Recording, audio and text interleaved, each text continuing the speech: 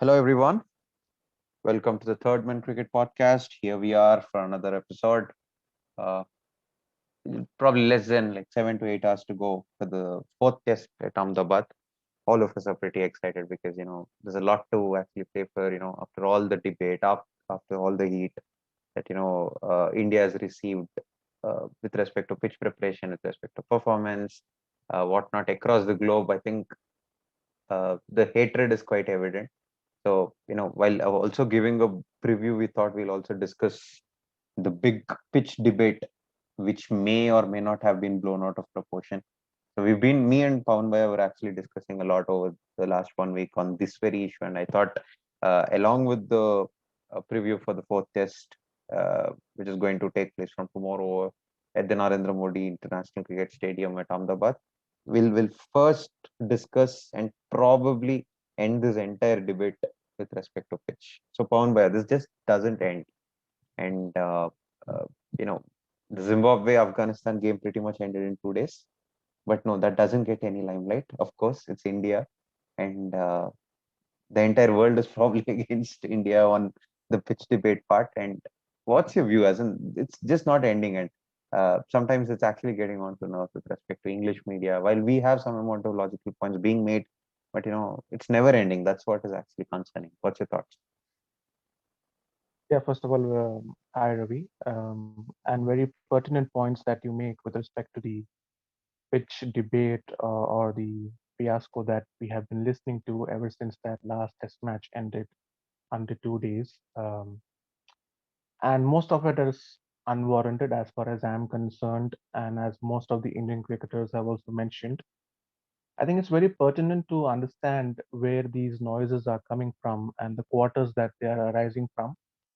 And it would not be incorrect to say that in today's day and age in the cricketing world, the most easiest thing to get noticed when you're not in the limelight and get your 2 cents of being in the news is just criticize either the BCCI or the Indian cricket team.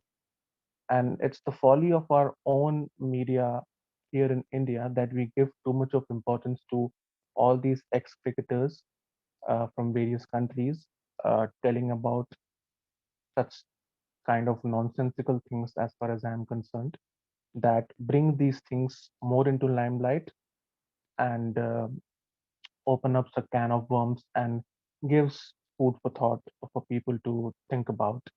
And I think one of the drawbacks of that test match ending so soon has been the amount of time that all the shenanigans have got to discuss all these things which are irrelevant.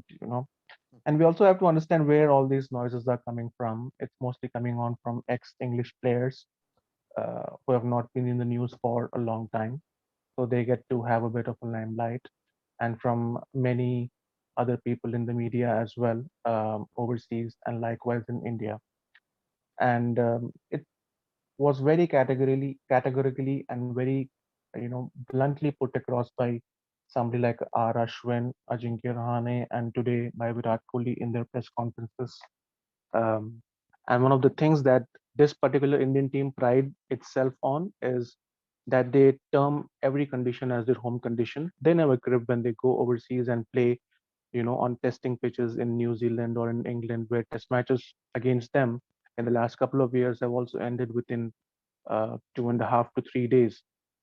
They have accepted that they fell short on those kind of pitches and conditions as far as the skill level were concerned, and the home countries adapted slightly better than them, and they came up trumps in those games. Um, and as Ashwin, put it rightly to a British journalist as to what was the answer to the question of an ideal cricket pitch.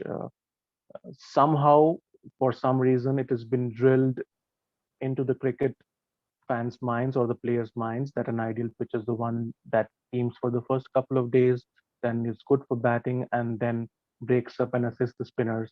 And if there was a set formula, as we've had a discussion in a previous podcast as well, that everybody would be preparing ideal pitches for Test cricket. But that is the beauty of the game, where you have to adapt in different conditions. Our cricketers go and fail in foreign conditions, we blame them on their inability to handle such conditions and start blaming their bowling and batting techniques? Why cannot we apply the same logic when somebody comes and, you know, falls short of performing on turning tracks here in India? The noise has not come from the English team. They might say whatever they want to say back in their change rooms, uh, and can be sulking very well in their dressing rooms, but they have not come out and said in public or raised an official complaint with the match referee or the ICC. Of course, the captains rate every pitch after every test match and give their ratings. Sure, Joe Root might have given a poor rating to that pitch, and Virat Kohli would have given a good rating to that pitch, depending upon how they um, want to go about the situation. But the players that are involved are not making the noises, and that is what all should matter. Virat Kohli mentioned very clearly that it was bad batting on part of both the sides that led to the finish of that test match, and so be it. And we have had somebody like the great Sir Wave Richards also mentioned that just get on with the game. Stop cribbing and dilly dallying with all this pitch nonsense and prove your worth in different conditions. If a pitch can, seem right from day one, why cannot it spin from day one? It'll be the same for both the teams, and then whoever displays the better skill level comes out trumps. So cannot be having different yardstick for different um, countries and all this nonsense talk of nobody daring to go against the BCCI and that they hold so much of power in world cricket. Yes, they do hold the financial muscle, but when it comes to on pitch performances, it is what the players deliver in all these conditions. And when all the countries are maximizing their home advantage, why not India? And I don't see the character of the pitch changing much in the upcoming fourth test match as well. Maybe it might not end up within 2 days. It had more to do with the pink ball and how it behaved and skated on uh, with that extra lacquer as we discussed last time. But I see more of the uh, dry kind of a pitch appearing in for the fourth test match.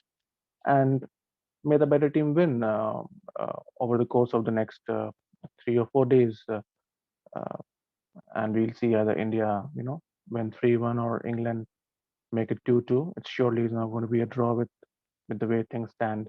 So I think all this has to stop for the good, and I don't see any logic in that going forward.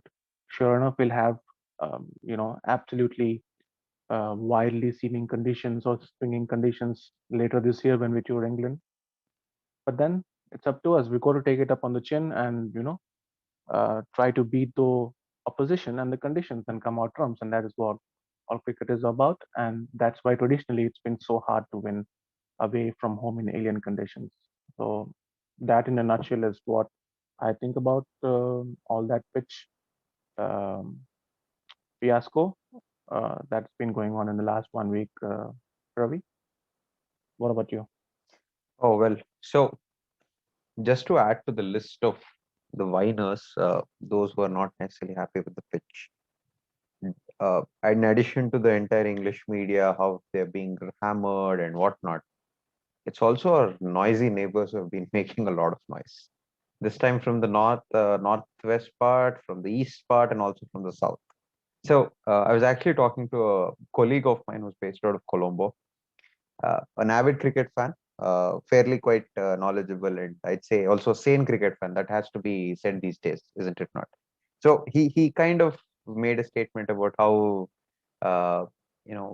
it's all about the pitch and how we are pretty much spinning it to the glory and whatnot. Okay, while I totally agree with you, I mean it's a very similar point that we made last week about the lacquer and how it drifts and how root found it troublesome. While that's a premise which is anyway there, I honestly feel a Sri Lankan playing team, or even a Bangladesh team, or even a Pakistan team, probably England would have prevailed over them. Barring Pakistan, maybe they would have definitely prevailed over a Lasut Embuldenia or someone, or a Mehdi Hassan from Bangladesh. So what needs to be understood here is, if India scored the same number of runs, losing just half of the wickets that England has lost, I don't think there has to be much spoken about. I do understand how it was a bad first innings, but having said that, okay, if you really want to look at numbers, whatnot, we just lost half of the wickets. So I was kind of mentioning this, and we kind of both drifted into a laughter, and we thought, okay, fine, let's kind of end this debate here because it's never going to settle. Uh, you know, success is hurt.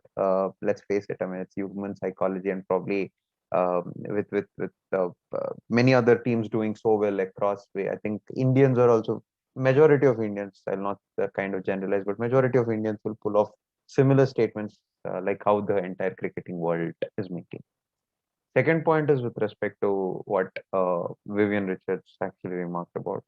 It's about playing to your strength. It's about playing at your own home, and I don't think there has to be much of mourning here and there going on.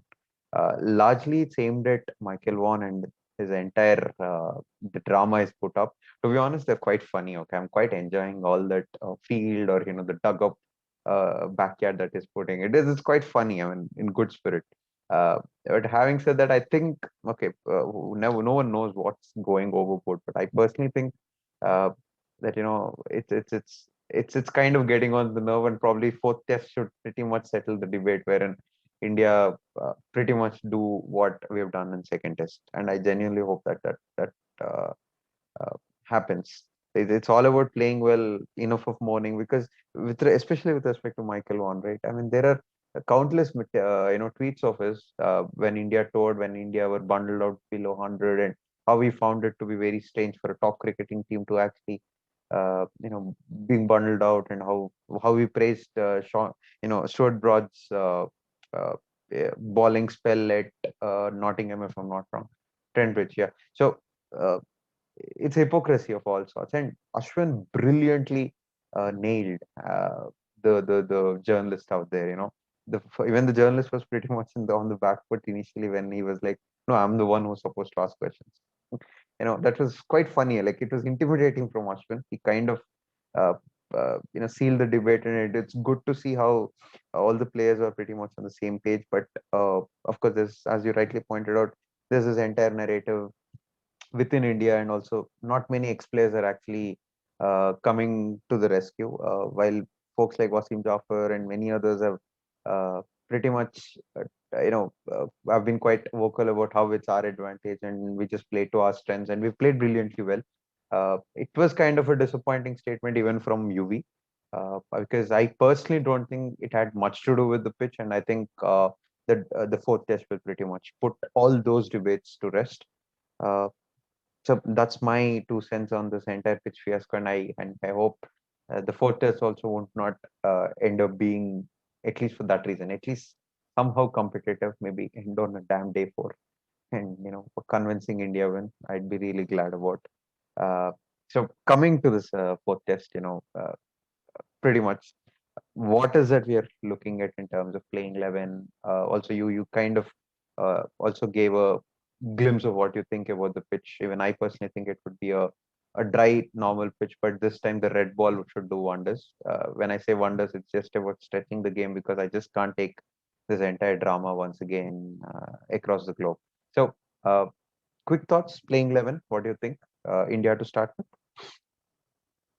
Yeah, just before I move on to playing 11s for both the sides, Ravi, and just to reiterate that fact, Michael Vaughan is having all this fun, and he's having it at the expense of, I would say, mostly the Indian media, Mm-hmm, who mm-hmm, highlights all these things.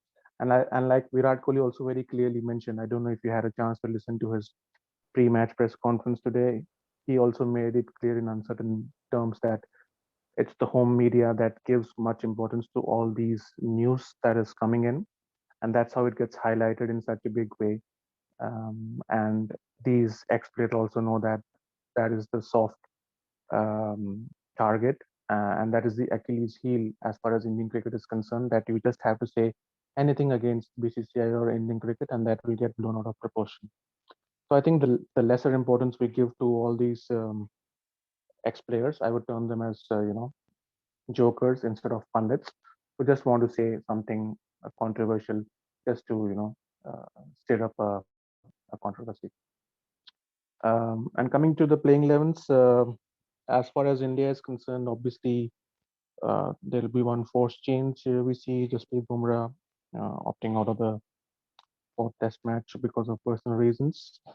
There was a report of him getting married as well in the interim. So if he's doing so, all the best to him. Um, Logic would suggest that there would be a like for like replacement of a fast bowler coming in for a fast bowler. And if that was the case, then the pick is obviously going to be between Umesh and Siraj. And considering both of them have not done much wrong, Umesh has a fantastic home record. And it was interesting to see that he's got the best strike rate since 2017 or 2018 in home conditions, and even better than I think the two spinners out there. So I think they might tilt towards Umesh, and make only that one change. But I will not be surprised. I somehow have the sneaky feeling that they might look into get Hardik Pandya into the playing level, and if the pitch is dry, which it is expected to, then as it is, the seamers would not be bowling much, and Hardik would strengthen the batting as well. So he can be that second seamer behind Ishan Sharma, just bowling those 5 or 6 overs in a day. And the three spinners then would be Ashwin, Aksar, and Kuldeep. Kuldeep to replace Washington Sundar, because once Hardik comes in, he will bat at number 7 below Pant. And then you got Ashwin and Akshar as well with the bat. So you don't need that extra cushion with the batting as far as Washington Sundar is concerned. I would definitely want somebody like Kuldeep to, play in these kind of conditions. And I don't see much role for the seamer. So I think Ishan Sharma being the lone frontline seamer and Hardik Pandya being the support seamer, with the bulk of the bowling to be done by Ashwin Akshar and Kuldeep, will also not be a bad combination in my sense. But you never know from Virat Kohli what you will get. So I will not be surprised if he put out this playing 11 and have those two changes, Hardik replacing Bumrah and then Kuldeep replacing Sundar as well. Uh, when it comes to the English playing 11, I think they'll be forced to play somebody like a Dom Bess. I don't think they have any other option or any other player available in their spin reserve. So I pretty much see a straight swap of Bess coming in for Stuart Broad. I don't see Anderson getting dropped because none of the seamers had a proper workout in the third test match and they have had a prolonged rest. So I see Anderson, Archer, Bess, Leach, and uh, Ben Stokes being their bowling attack, similar to the first test match in Chennai. I don't see them making any changes in their batting lineup as well, uh, because one, for the lack of options, and most of the batters have failed, except Zach Crawley in that first test match. So I see Zach Crawley and Dom Sibley continue to open, and um, one person they will like to get runs out of is Ollie Pope, but it's been a difficult situation, and that can happen to any young player on their first tour of India. They would definitely want their talisman Ben Stokes to step up with the bat in in the absence of somebody like a Josh Butler, and would definitely want more from Johnny Bairstow as well. He had a pair in the last test match. So I think their numbers 3, 4, and 5, that is Bairstow, Root, and uh, Ben Stokes, would need to take up that responsibility as senior players in that team. Uh, so these, as per me, are the playing 11s that I think might be in the fray for both the teams. What do you think, Ravi?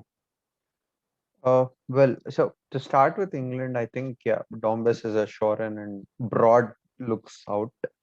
Uh, Totally agreed with you. I don't think I'll kind of reiterate how important it is for England to especially bat well. Uh, the bowling has been fairly okay. Uh, in getting in restricting India to 145 in the third test. But having said that, that extra spinner will give a lot of option. Maybe a mediocre option, but yeah, it's an option nonetheless. What I'm expecting is probably Anderson also to be rested, and if maybe rested is not the right word, maybe dropped is the right word, and maybe I'm kind of, I don't know, I have a hunch probably Vokes and Archer may both play, can get that extra batting option too. But with also Stokes in the team, it would be pretty much two and a half seamers full fledged and also two spinners there. So it would be an interesting choice. But despite that, I still think India are miles ahead in terms of the team composition, or at least on the paper. And I'm not foreseeing any huge surprises, unlike in the first test. Coming to India, I really like this idea of how Hardik may get a lot more quality into table, and how uh, dropping Washington for Kuldeep would necessarily make sense. Uh, Not to contradict, but it's just a pointer. I thought Ishant is playing his fourth test consecutively. Uh, uh, and would there be a possibility of any uh, fitness issues? Of course, there's nothing that we actually hear, and nor I want to be pessimistic on those lines, but or just sticking to the basics would help, perhaps with just one single change or first change of Bumrah, with Umesh replacing him. Siraj, tough luck on him despite that amazing horse tour, uh, and a very good outing at Chennai. But I think Umesh may get a game tomorrow, and the spin trio would still continue, and definitely Sundar may get more overs to bowl with the red ball. So I think that's about it. But I really kind of get that logic with Hardik coming in as well. Uh, just another facet, but it's important because Kohli often kind of surprises. And to be honest, even going with two seamers with the pink ball actually surprised me. But of course, what was on the track was entirely different there. So yeah, so it would be interesting playing 11, I'd say. Uh, but yeah, nonetheless, I think toss has its own importance tomorrow. Must win, not necessarily a must win, but definitely bat first, score big would be the mantra. Whoever. Yep. So Yeah. that's pretty much on this part. And uh, next up, I think uh, World Test Championship finale. I thought there has to be some amount of premise there. What's your view? And also how important it is, and also there's another controversy with respect to South Africa, lodging a complaint, and how it's fairly impossible for Australia to make it. I was just seeing in the news. I'm not necessarily sure how accurate it is, but having said that, okay, let's talk about how important it is for England. Oh, sorry, India to actually make it to the final. Yeah. Just before that, a small update. You mentioned the likes of Chris Woakes. So there was an update a couple of days ago that he's flown back to England. So he might be back in time for the white ball series, I guess. So he's been given a break as well. I don't think he'll be available for selection as far as the fourth test is concerned. And regarding the World Test Championship, yes, no matter how much Virat Kohli says that they're just focusing on this test match, but that place in the WTC final will be at the back of everybody's mind. It's equivalent to a one day or a T20 World Cup as far as the purest format of the game is concerned.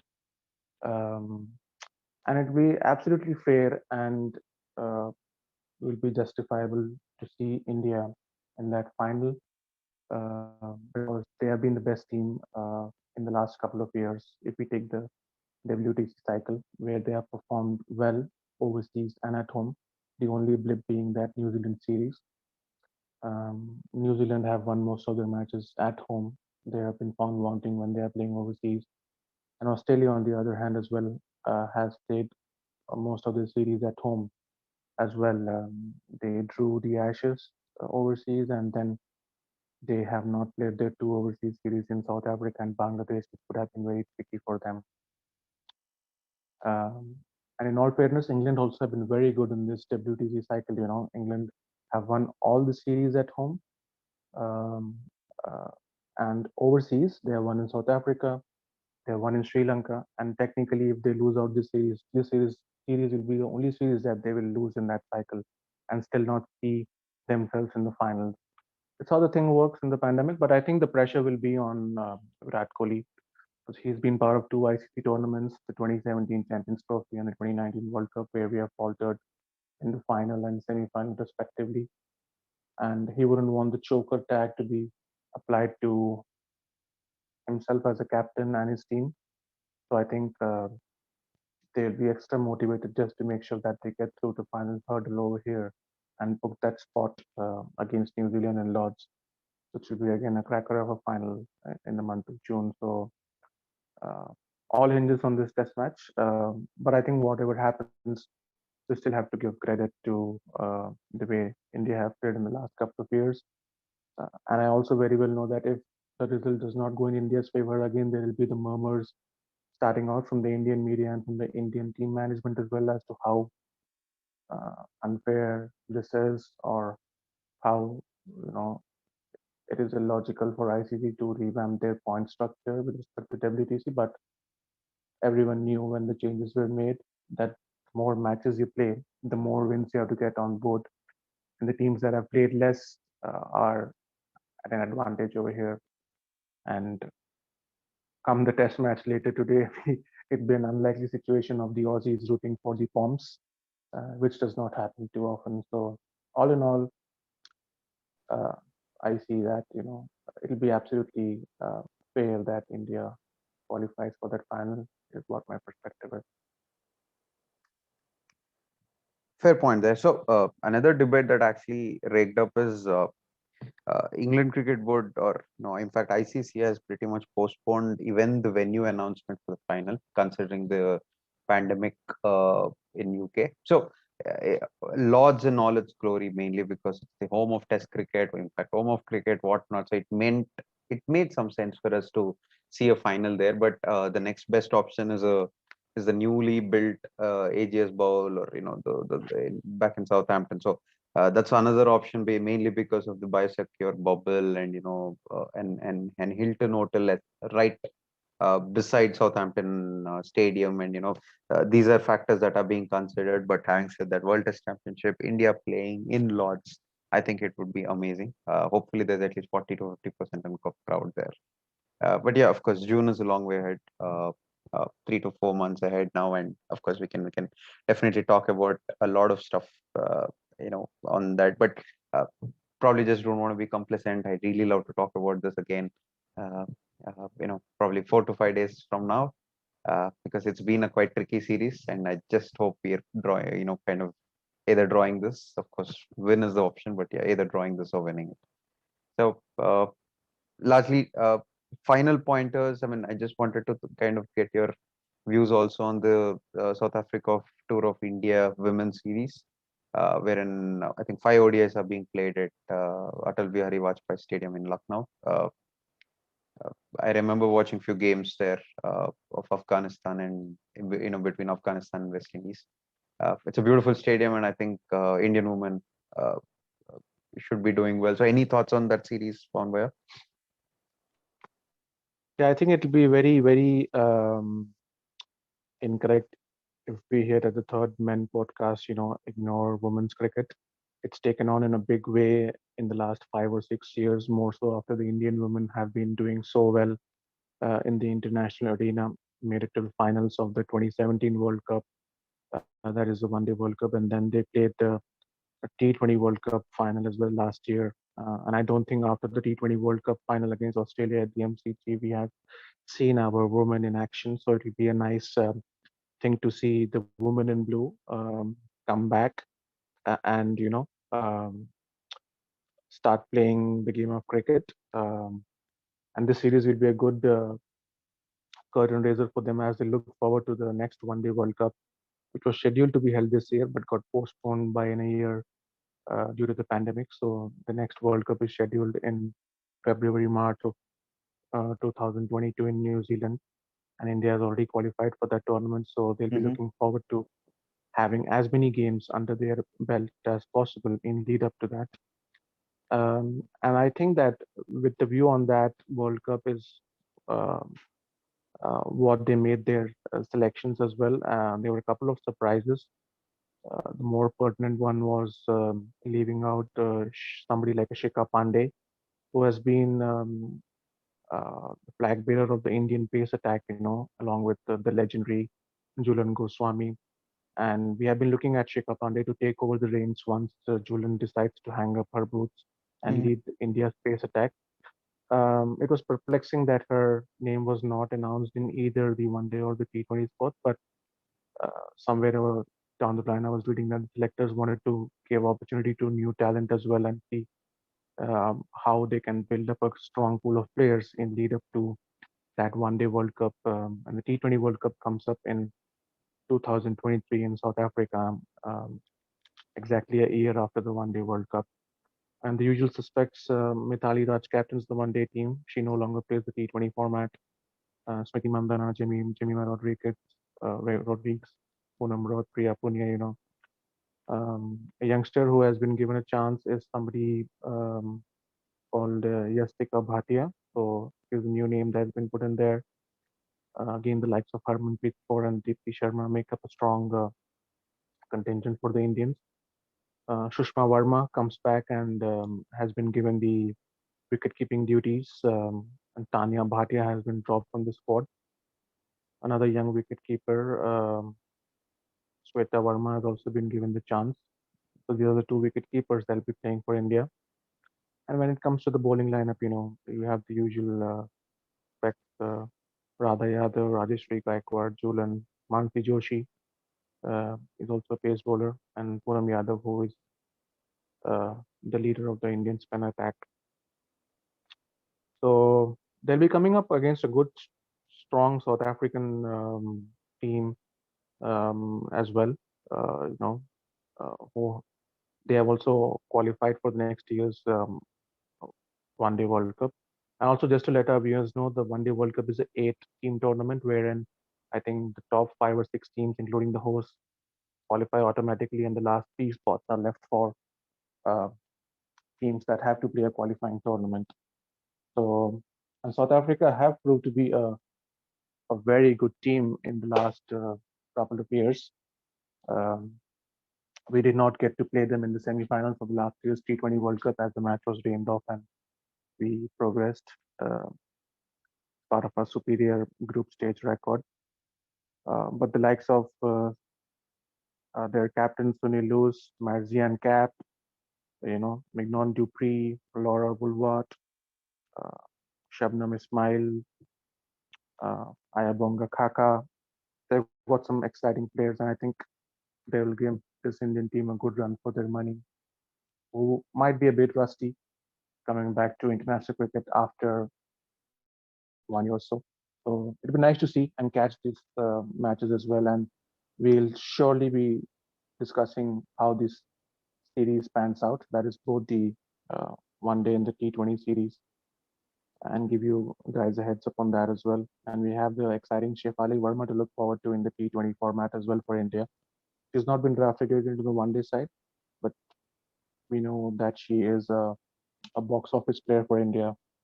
And she and Harleen Deol, Richa Ghosh, all these are, upcoming players for India. And the more larger the pool gets, the more closer we'll get to a great women's IPL in the future, instead of just having a short women's T20 challenge where there are only 3 or 4 matches played.